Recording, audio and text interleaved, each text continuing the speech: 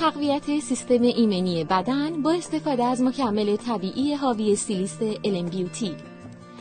سیستم ایمنی بخشی از بدن است که سلول‌ها و مولکول‌های خودی رو از بیگانه مثل میکروب‌ها و ویروس‌ها شناسایی می‌کنه و آنها را از بین می‌بره.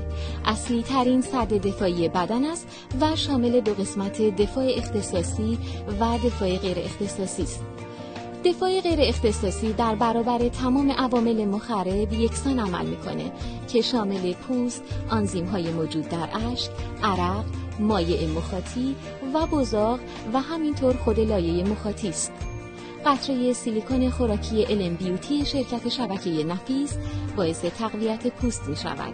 از آنجایی که ترکیب این قطره خوراکی تأثیر مستقیم روی افزایش تولید کلاژن دارد و بخش عمده پوست از کلاژن تشکیل شده است، می توانیم بگوییم یک پوست سالم دارای درصد مناسبی از کلاژن سالم است که مصرف قطره سیلیکون خوراکی این هدف را محقق می کند.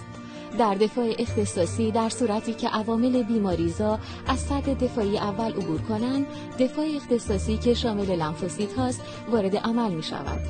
لنفوسیت ها می توانند به صورت اختصاصی عامل بیماریزا را شناسایی و تخریب کنند. اما در مورد دفاع اختصاصی گزارش ها حاکی از این مسئله است که سیلیکون بر تکثیر لنفوسیت ها و نقش آنها در سیستم ایمنی نقش مستقیم دارد.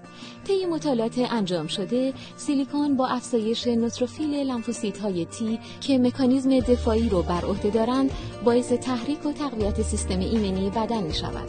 همچنین از ترشح عوامل عفونی ریوی جلوگیری می کند. سیلیکون باعث افزایش سطح آنتیبادی در بدن شده که این عامل نیز باعث تقویت سیستم ایمنی بدن می شود.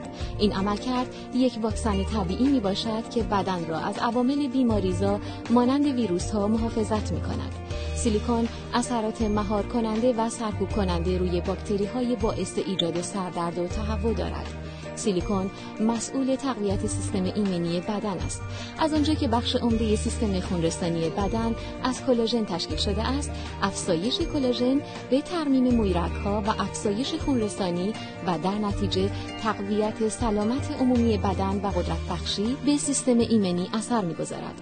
به علاوه سیلیکون خاصیت سم‌زدایی دارد و به تقویت ریه‌ها و دستگاه تنفسی بسیار کمک می‌کند.